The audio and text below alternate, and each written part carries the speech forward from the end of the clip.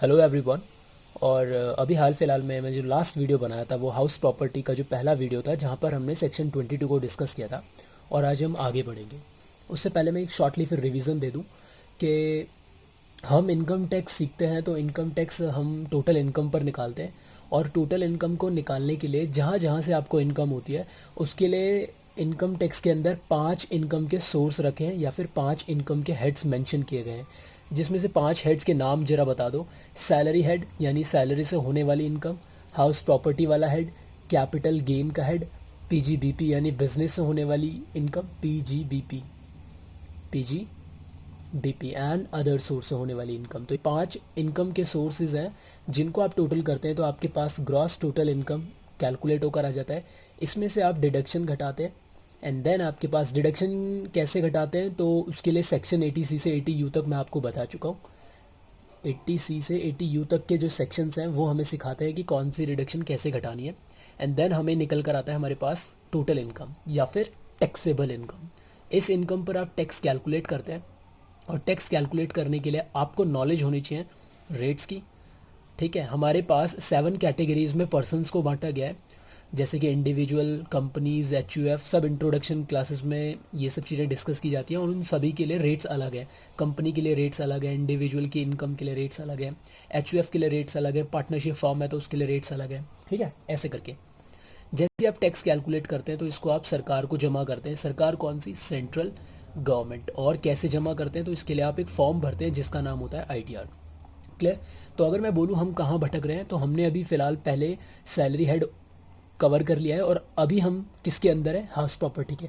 अगर मैं house property या एचपी पे क्लिक करूं तो मेरा ये वाला चैप्टर ओपन हो जाता है। मुझे कहीं ना कहीं इन सब की वैल्यूएशन करनी है। सैलरी की इनकम कि देखो मैंने आपको पहले भी बताया था, रिसीव्ड एक अलग चीज़ होती है, मतलब आपको जो सैलरी मिली है वो एक अलग चीज़ है, लेकिन इनकम टैक्स के नज़र में इनकम कितनी मानी जाएगी वो कैलकुलेट करना, उस पर सारा गेम डिपेंड करता है। तो सभी की आपको वैल्यूएशन करनी है। और अभी हम किस चीज़ की वैल्यूएशन करना सीख रहे हैं? हाउस प्रॉपर्टी की। ठीक है, कि अगर आपको रेंटल इनकम हो रही है, अगर आपको रेंट मिला है, फिर मैं बोल रहा हूँ मिला अलग चीज़ है और इनकम अलग चीज़ है। तो मान लीजिए आपके पास कोई घर है और आपने उसे 10,000 रुपये रेंट पर दे रखा है, तो साल भर में कितना रेंट आता है? 10,000 इंटू 12, 1,20,000। ये आपका रेंट आ रहा है, तो क्या यही हाउस प्रॉपर्टी इनकम मानी जाएगी? इनकम टैक्स कहता है नहीं, आपको इसमें कुछ ऐड लेस कुछ एडजस्ट करना है और जो बच के आएगा वो एचपी इनकम मानी जाएगी, उसको यहाँ पे रखा जाएगा। ठीक है, और ये डिडक्शन माइनस बाद में कर लिए जाएंगे पांचों जगहों से होने वाली इनकम को ऐड करने के बाद। क्यों माइनस कर लिए जाएंगे? तो वो इक्वेशन आपको हमेशा ध्यान रखनी है, रेवेन्यू में से आप खर्चे घटाएंगे तो ही इनकम आता है। ये इक्वेशन सबको क्लियर है भाई? रेवेन्यू में से जहाँ जहाँ से आपने पैसा कमाया, कहाँ कहाँ से? 5 हेड से पैसा कमाया आपने, ये पांचों हेड से, salary, house property, capital gain, PGBP और आईओएस, सबको जोड़ेंगे तो ग्रॉस टोटल इनकम आ जाएगा। उसमें से आप डिडक्शन घटाइए तो आपके पास इनकम आ जाएगा, टोटल इनकम। सेम यही कॉन्सेप्ट हर हेड के अंदर एप्लीकेबल होता है, क्योंकि सैलरी भी अपने आप में एक इनकम है, हाउस प्रॉपर्टी भी अपने आप में एक इनकम है। तो एचपी के रिगार्डिंग जो रेवेन्यू है और एचपी के रिगार्डिंग जो एक्सपेंसेस हैं वहाँ पे भी यही कंडीशन कहीं ना कहीं पास करेंगे। जैसे हमने सैलरी हेड जब देखा था तो वहाँ पे मालिक से मिलने वाली सारी चीज़ें सबको मिलाया तो ग्रॉस सैलरी, जैसे यहाँ ग्रॉस टोटल इनकम आता है उसके अंदर ग्रॉस सैलरी आ रहा था। एंड देन उसमें से हम डिडक्शंस ले रहे थे, जैसे कि हम यहाँ पे इक्वेशन में एक्सपेंसेस देख पा रहे हैं, हमने वहाँ 3 डिडक्शन घटाई और हमारे पास फिर सैलरी की इनकम आ गई। तो ये जो हेड है, सैलरी का हेड या एचपी का हेड, ये अपने आप में इनकम है। तो ये वाला इक्वेशन यहाँ भी फॉलो करेगा जैसे ये बड़े सिनेरियो के अंदर काम कर रहा है।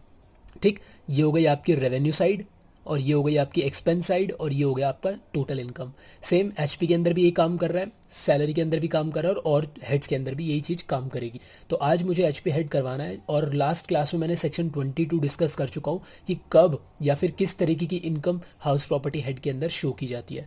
आज मैं आपको दिखाऊंगा कि हाउस प्रॉपर्टी हेड होता कैसे है। कहीं ना कहीं मैं आपको फॉर्मेट की बात करने जा रहा हूँ कि हाउस प्रॉपर्टी का फॉर्मेट जो है वो क्या है। यानी हमें जो ये वैल्यू की मैंने बात करी, आपको रेंट 1,20,000 मिला लेकिन उसमें आपको कई सारी चीज़ें एडजस्ट करनी है और तब ये वैल्यू निकलेगी। तो ये वैल्यू निकलेगी कैसे, ये मैं आपको सिखाने जाऊंगा, लेकिन इसके लिए आज की क्लास में मैं सिर्फ आपको फॉर्मेट दूंगा और फॉर्मेट के अंदर कुछ कुछ चीज़ें जो हैं वो डिस्कस करूंगा। तो देखते हैं फिर फॉर्मेट कैसा है। तो ये रहा आपके लिए फॉर्मेट जो हाउस प्रॉपर्टी का है। देखो ये कैसे बना हुआ है, कैसे इसे डिज़ाइन किया गया है। सबसे ऊपर लिखता है computation of HP income for the assessment year 1920। मैंने यहाँ पे असेसमेंट ईयर 1920 लिया है। आपका अगर कोई यूनिवर्सिटी में कोई 1820 कुछ भी कोई भी असेसमेंट ईयर हो, डजेंट मैटर, ये काम करेगा तब भी। तो सबसे पहले आपको कहीं ना कहीं से ढूंढ ढांड के लाना होगा ग्रॉस एनुअल वैल्यू। अभी कैसे आएगा और ये ग्रॉस एनुअल वैल्यू होता क्या है, इसको हम बाद में डिस्कस करेंगे। फिलहाल मैं आपको पहले से रीड करना सिखा दूँ। तो ग्रॉस एनुअल वैल्यू आप कैलकुलेट कर लें कैसे तैसे करके। उसके बाद जो भी आपका ग्रॉस एनुअल वैल्यू है उसमें से आप लेस करेंगे म्युनिसिपल टैक्स। अभी म्युनिसिपल टैक्स क्या होता है वो बात करूंगा, और कितना घटेगा कब घटेगा ये सब के बारे में भी हम बात करेंगे। तो म्युनिसिपल टैक्स को आप हाउस टैक्स भी बोलते हैं, ठीक। उसके बाद जैसे ही आप ग्रॉस में से जब कुछ घटाते हैं तो आपके पास नेट आता है। तो ग्रॉस एनुअल वैल्यू में से म्युनिसिपल टैक्स घटाया तो आपके पास आया नेट एनुअल वैल्यू। क्लियर है। अब इसमें से आप डिडक्शंस घटाएंगे।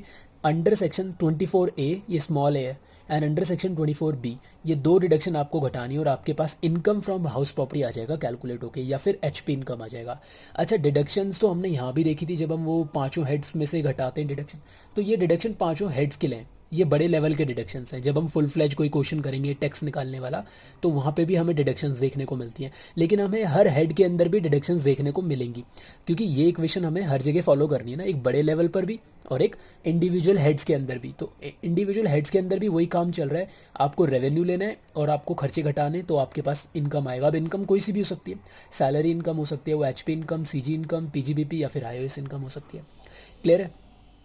तो बार बार जब मैं क्वेश्चंस करूंगा तो मैं आपको इतना सारा लिख कर ना दिखाऊं, इसके लिए मैं इसका ना आपको शॉर्ट में इसको शॉर्ट में करके दिखाना चाहता हूं कि मैं बार बार जैसे ग्रॉस एनुअल वैल्यू नहीं बोलूंगा। इसकी शॉर्ट फॉर्म भी होती है मार्केट के अंदर, मैं खुद से शॉर्ट फॉर्म बनाऊंगा। मैं इसकी जो मार्केट में जो शॉर्ट फॉर्म चलती है उसके अकॉर्डिंग हम इसको कैसे ट्रीट करेंगे वो मैं बात कर लेता हूँ, कि यानी अगर मैं बार बार जब फॉर्मेट बनाऊंगा आपको क्वेश्चन करवाने के लिए, तो वहाँ पे मैं आपको किस तरीके से डील करूँगा। तो यहाँ पे जो फॉर्मेट बनेगा वो ऐसे बनेगा, मैं यही बनाता हूँ।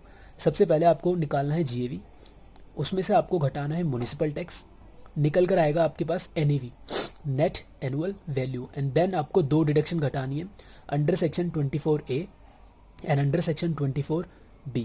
ये दोनों डिडक्शन जैसे आप घटा लेंगे तो आपके पास आ जाएगा एचपी इनकम।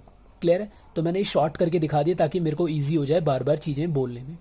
तो ग्रॉस एनुअल वैल्यू ढूंढ के लाओ, म्युनिसिपल टैक्स घटाओ, एनईवी आएगा, दो डिडक्शन घटानी है, एचपी इनकम आ जाएगा। क्यों घटाना है, क्यों कैसे करना है, ये सब चीज़ों के बारे में हम एक एक के बारे में बात करेंगे। तो इस फॉर्मेट के लिए इस एचपी इनकम के अंदर सबसे पहले आज मैं आपको बताने जा रहा हूँ इस वीडियो के अंदर कि जीएवी की कैलकुलेशन कैसे की जाती है और जीएवी होता क्या है। क्लियर है। तो पहले हम जीएवी सीख लेंगे, फिर अगली वीडियो में म्युनिसिपल टैक्स, ऐसी डिडक्शंस, एंड देन चैप्टर धीरे धीरे फिनिश होना शुरू हो जाएगा। तो अभी तक हमने क्या क्या कर लिया, फटाफट से रिवीजन दे। तो सबसे पहले हमने हाउस प्रॉपर्टी के अंदर सेक्शन 22 देखा, जिसने हमें बताया कि एचपीएड कब खुलेगा। चलो ठीक है, हमने मान लिया एचपीएड कब कब खुलेगा, और एचपीएड खुलने के बाद वो दिखेगा कैसे, उसके बारे में हमने फॉर्मेट पे बात कर ली। सबसे पहले आपको जीएवी कैलकुलेट करना है, देन उसमें से म्युनिसिपल टैक्स घटेगा, एनईवी निकल कर आएगा, दो डिडक्शन 24A 24B घटाकर आपका एचपी इनकम कैलकुलेट होकर आ जाएगा। अब उसमें सवाल उठता है कि ये जीएवी क्या है। तो यहाँ पे हम देखेंगे जीएवी की वैल्यूएशन कैसे की जाती है। जीएवी निकालने के लिए आपको चार वैल्यू चाहिए, ठीक है। अब चार वैल्यू वो कौन कौन सी है पहले मैं उसे बता देता हूँ, और वो वैल्यू क्या क्या है वो भी मैं बात करूँगा।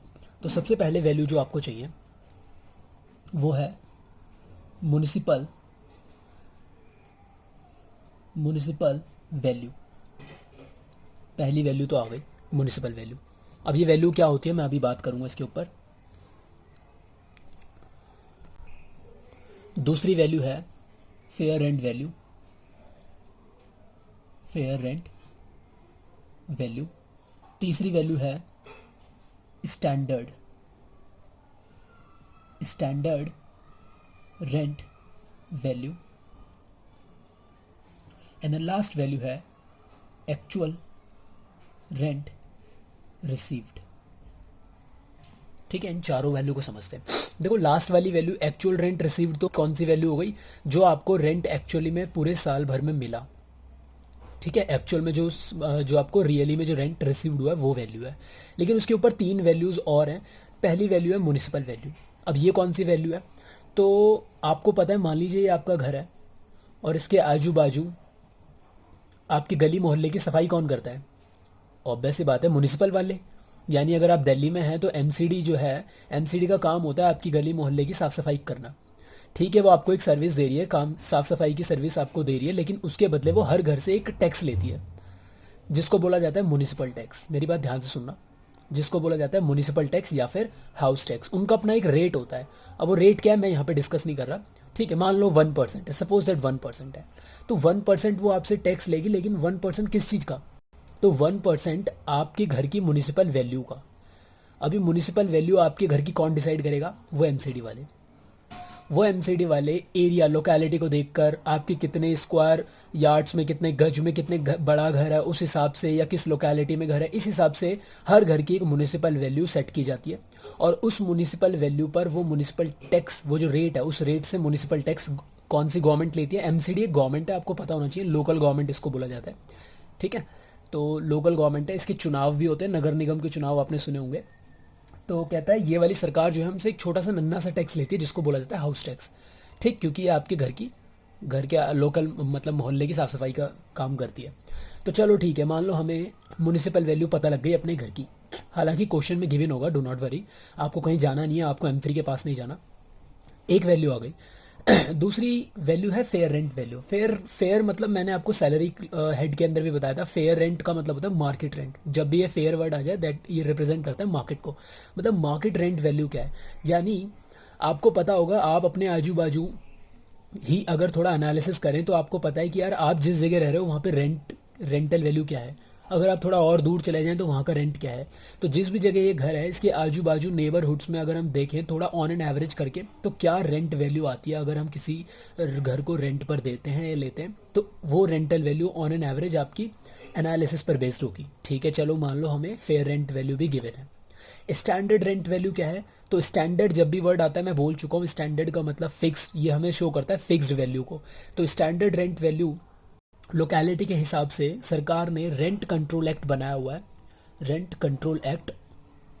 ठीक है, इसका ईयर नहीं पता मुझे। तो रेंट कंट्रोल एक्ट के अकॉर्डिंग जो है हर घर का एक मैक्सिमम रेंट जो है वो डिसाइड किया जाता है। यानी कहीं ना कहीं अगर कोई डिस्प्यूट केस होता है, लैंडलॉर्ड या फिर टेनेंट जो किराएदार मकान मालिक के बीच में कोई रेंट को लेकर कोई डिस्प्यूट होता है, तो उसको निपटाने के लिए जो जजेस वगैरह उस घर की जो वैल्यू डिसाइड करते हैं रेंट कंट्रोल एक्ट के थ्रू कि भाई इस घर की जो रेंटल वैल्यू एक्चुअल में इतनी होनी चाहिए थी, उसको आप स्टैंडर्ड रेंट वैल्यू कह सकते हो। मान लो आपको तीनों वैल्यू क्वेश्चन में गिवन है और एक्चुअल रेंट रिसीव्ड तो वही हो गया जो आपको एक्चुअली में रिसीव्ड है।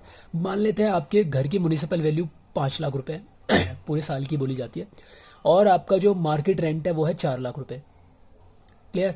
और स्टैंडर्ड रेंट वैल्यू है 6 लाख, और ये एक्चुअली में जो आपने पूरे साल में रेंट लिया उस घर से जो कमाई करी है वो 5 लाख है। अब अगर अगर आप ध्यान से देखें तो ये तीनों वैल्यू एक तरीके की एक डमी वैल्यू है, एक तरीके की कानून की वैल्यू है। भाई कानून के हिसाब से म्युनिसिपल वैल्यू और फेयर रेंट वैल्यू और स्टैंडर्ड रेंट वैल्यू एक डमी फिगर है, कोई एक्चुअल डेटा नहीं है ये। लेकिन एक्चुअली में जो अमाउंट जो आपको मिल रहा है वो ये है जो नीचे दिया हुआ है 5 लाख। चलो ठीक है, आप क्या करेंगे जीएवी निकालने के लिए? सबसे पहले म्युनिसिपल वैल्यू और फेयर रेंट को कंपेयर करेंगे और इसमें से हायर वैल्यू ढूंढ के लेकर आएंगे। तो इनमें से हायर कौन है? 5 लाख। अब जो हायर आया उसमें और इसको कंपेयर करेंगे, इसमें से जो लोअर आएगा वो निकालेंगे। अब जो फाइनली लोअर आया उसको लास्ट वाले से कंपेयर करेंगे और हायर वैल्यू फिर फाइंड करेंगे। ठीक है, कंफ्यूज नहीं हो रहा? देखो हुआ क्या, आपने इन चार फिगर वैल्यूज़ को रखा और उसमें से पहले दो को हायर, इनमें से हायर निकाला कंपेयर करके, फिर जो उसमें से हायर आया 5 लाख उसको 6 लाख से कंपेयर करके लोअर वैल्यू फाइंड करी, और जो निकल कर आया, अच्छा मैं इसको एक काम करता हूँ 7 लाख कर देता हूँ। 7 लाख नहीं नहीं नहीं, 7 लाख नहीं, इसे 3 लाख कर देते हैं, अब आप कंफ्यूज नहीं होंगे। ठीक, और जो लोअर निकला उसके बाद फिर दोबारा आप कंपेयर कर रहे हो उस रिजल्ट से, किसको? लास्ट वैल्यू से, उसमें आप हायर निकाल रहे हो। तो अगर मैं बात करूँ इनमें से हायर कौन है, तो यहाँ पे आया 5 लाख। अब 5 लाख और इस 6 लाख में लोअर कौन है? तो आंसर आया 5 लाख। अब इस 5 लाख में से और इस 3 लाख में हायर कौन है? तो आंसर आया 5 लाख। तो जो लास्ट वाला हायर आया यही आपका क्या माना जाएगा? जीवी माना जाएगा। तो ग्रॉस एनुअल वैल्यू अगर आपको अपने घर की पता करनी है तो आपको इन चार वैल्यूओं को कंपेयर करना पड़ेगा। चार वैल्यू कौन है इसके आप शॉर्टकट याद रखें, M, F, S, actual rent, higher, lower and then last में फिर से हायर, ऐसे करके याद रहेगा ये। इसको मैं सही से बना देता हूँ, यहाँ पे सही बन नहीं पाया। Municipal value M F S, आप थोड़ा बार बार बोलते जाएं एम एफ एस तो एक कोड बन जाता है। M F S actual rent, higher, lower and then last higher. तो लास्ट हायर वाला will be the GAV. Clear हो गया? अब मैं आपको थोड़े से एक दो क्वेश्चंस देता हूँ और आप मुझे बताएंगे आप जीएवी कैलकुलेट कर पा रहे हैं या नहीं कर पा रहे हैं। यहाँ पर मैंने आपके लिए एक डमी एक एग्जांपल लिया है। अब ये 5 3 6 4 है, इनको ना आप लाख में बोलो या फिर हज़ार में बोलो, इससे मैटर नहीं करता, हमें एक वैल्यू चाहिए थी। तो हमें एक वैल्यू मिल गई है यहाँ पे। मान लो ये 5 लाख, 3 लाख, 6 लाख, 4 लाख है। तो फटाफट से मुझे बताओ कि यहाँ पे जीएवी कितना आएगा। कैलकुलेट करो, मैं आपको देता हूँ थोड़ा सा टाइम, आप अपना कैलकुलेट करो। कर लिया? अब देखो यहाँ पे क्या किया होगा आपने। तो आपको ये चीज़ पता होनी चाहिए जो मैंने ऊपर बताई थी आपको, M F S actual rent को कंपेयर करना है। तो इनमें से हायर कौन आया? 5। अब 5 को 6 से लोअर कौन है? 5। इनमें से हायर कौन है? 5। तो 5 जो है वो जीएवी आ गया। क्लियर है? एक और क्वेश्चन आपके लिए यहाँ पे, फटाफट से इसमें बताओ। अब देखो यहाँ पे ये दिया हुआ म्यूनिसिपल वैल्यू 6 7 और यहाँ पे कुछ नहीं है, ये ज़ीरो नहीं है, ये है ही नहीं है, वैल्यू नील है ये, और ये 5। तो whichever is higher? 7। And whichever is lower? 7 ही अपने आप में लोअर रह जाएगा, क्योंकि ये ज़ीरो को लोअर मत ले लेना यहाँ पे, ये एक्चुअली ज़ीरो नहीं है, ये वैल्यू गिवन ही नहीं है क्वेश्चन में। तो आपको इस तरीके से यहाँ पे लोअर वाला क्या रहेगा, वो जो एक्चुअली में वो जो ऊपर आया हुआ था वही लोअर रह जाएगा। एंड इसमें से विच एवर इज़ हायर? 7। तो आप ये भी मत समझना यार हर बार 7 7 इत्तेफाक से इक्वली आ रहा है, जैसे यहाँ 5 5 5 आया, ऐसा कुछ नहीं है। ठीक है, इस तरीके से चीज़ें मत दिमाग में रखना। एक और क्वेश्चन बनाता हूँ आपके सामने। मान लीजिए आपको municipal value, fair rent, standard rent and actual rent दिया हुआ है। ये है आपके लिए 6, ये है आपका 5, ये है आपका 7, ये है आपका 8। तो बताइए, अब कई बच्चे क्या करते हैं, वो देखेंगे यार 8 ही बनेगा हायर लास्ट में जाकर। तो ऐसा भी नहीं करना है यार, थोड़ा कंपेयर करो। Whichever is higher? 6। Whichever is lower? 7। And whichever is higher? 8। 8 will be the GAV. जो 8 आया वो आपका क्या हो जाएगा? जीएवी। अच्छा, हम जीएवी निकाल तो रहे, लेकिन इसका करना क्या है? तो इसका वही करना है जो आपको अभी बताया था। फॉर्मेट क्या था याद करवाओ जरा। सबसे पहले आप जीएवी निकालेंगे फॉर्मेट के अंदर, उसमें से आप म्यूनिसिपल टैक्स घटाएंगे, तो आपके पास निकल कर आएगा NAV। देन आप 2 डिडक्शन घटाएंगे 24A एंड 24B, तो आपके पास HP इनकम निकल कर आएगा। हम ये वाली वैल्यू निकालना सीख रहे हैं। तो ये वैल्यू कैसे निकलेगी? जब आपके पास ये 4 वैल्यूज़ गिवन होंगी एंड देन आप इसे कंपेयर करेंगे इस सीक्वेंस में लगा के, तो आपके पास जीएवी वैल्यू यहाँ रखने के लिए आ जाएगी। क्लियर है मेरी बात? एक और क्वेश्चन करते हैं, मेरे पास एक और है, ये है। तो ज़रा बताओ इसका आंसर क्या आना चाहिए। वीडियो पॉज करके बता लो, कोई दिक्कत नहीं है। तो whichever is higher? 5। Whichever is lower? ऐसे करेंगे आप,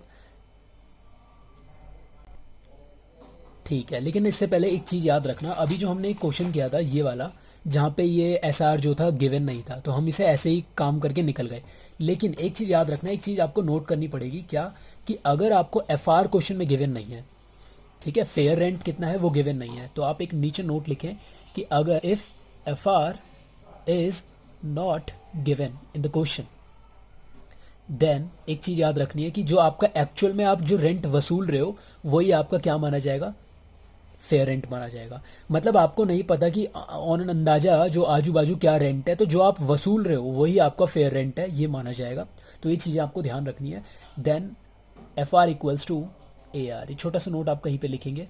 तो मुझे बताओ यहाँ पे विच एवर इज़ हायर, तो पहले मुझे फिल करना पड़ेगा, ये जो 6 है इसको 6 को यहाँ पे रखना पड़ेगा। तो whichever is higher 6, whichever is lower 6, and then ये 6 और ये लास्ट वाला 6 विच एवर इज़ हायर, तो लास्ट में 6 ही आया, कोई दिक्कत नहीं है, जी भी आ गया। एक लास्ट क्वेश्चन और करें,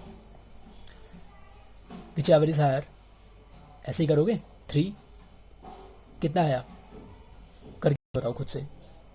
which ever is lower again 3 and whichever is higher again 3। कईयों का 3 आ रहा होगा, तो 3 जिनका आ रहा है वो गलत है। देखो मैंने आपसे कहा था कि जो सीक्वेंस है वो नहीं भूलना है आपको। म्यूनिसिपल MFS एक्चुअल रेंट, और यहाँ पे क्या है M फिर स्टैंडर्ड रेंट दिया हुआ है, दैट मीन्स सीक्वेंस ही गलत है। आपको म्यूनिसिपल वैल्यू को फेयर रेंट से कंपेयर करना था। तो इसमें से आता विच एवर इज़ हायर 4 आता, मतलब 3 को कर दो इग्नोर। अब फेयर रेंट और स्टैंडर्ड रेंट में कंपैरिजन थी, विच एवर इज़ लोअर 2, तो 4 हट जाएगा, and whichever is higher in दोनों में, तो 2 इसमें से जो निकल कर आएगा आपका फाइनली वो क्या निकल कर आएगा? GAV, वो GAV 2 निकल कर आएगा। ठीक है, आप इसे इस सीक्वेंस में लगा लो, ये वैसे ही सोचो ना, देखो करके M और F में हायर चाहिए तो 4 आएगा, तो मतलब 3 तो चला गया। अब इसमें और इसमें लोअर चाहिए तो 2 आएगा, 4 चला गया, हटा दो 4 को। अब स्टैंडर्ड रेंट और एक्चुअल रेंट में हायर चाहिए, तो दोनों सेम ही है, तो एक वैल्यू कोई भी ले लो, 2 विल बी द GAV। ऐसे क्वेश्चन कर रहे हैं। मैं आपको होमवर्क दे रहा हूँ, होमवर्क के आप मुझे कमेंट्स करके आंसर देंगे, 1 मिनट रुको बस। तो ये आपके लिए होमवर्क रहेगा। ये एग्जांपल है, जयश्री ओन्स 5 हाउसेज उसके पास है चेन्नई में, and you have to compute the GAV. घर 1, घर 2, घर 3, घर 4, घर 5, 5 घर हैं। Municipal value, fair rent, standard rent and actual rent received या रिसीवेबल दिया हुआ है आपको। अब आपको कंपेयर करना है। ये एनी का मतलब डैश है यहाँ पे, और नीचे आंसर्स भी दिए हुए हैं। जिसका आंसर्स नहीं आएगा, जिस भी कोई हाउस का आंसर ना आए, उसका प्लीज़ मुझे कमेंट कर देना। आज की वीडियो में इतना रहेगा। और अगर हम देखें अपने फॉर्मेट को, तो फॉर्मेट के अकॉर्डिंग हमने आज क्या सीखा, तो आज हमने सीखा जीएवी की कैलकुलेशन सीखी है, ठीक है। तो ये रहा हमारा फॉर्मेट, मैंने कहाँ बनाया था, ओहो, ये रहा। तो फॉर्मेट के अकॉर्डिंग आज हमने जीएवी की कैलकुलेशन करनी सीख लिया है। अब हमारा म्यूनिसिपल टैक्स अगली वीडियो में और 24A 24B है जो कि कवर करना है हमें, ठीक है। तो आई होप आपको चीज़ें समझ में आई हो। अगर नहीं आई हो तो प्लीज़ मुझे कमेंट्स कर दें कि क्लियर नहीं हुआ है ठीक से। और अगर समझ आ गया तो वीडियो को लाइक करके मुझे बता दो कि समझ आ गया, और शेयर करो वीडियोज़ को अपने दोस्तों के साथ। तब तक के लिए बाय बाय, और फिर मिलेंगे अगली वीडियो में आगे नए कॉन्सेप्ट जो हमारे पेंडिंग से इनके साथ। Bye bye.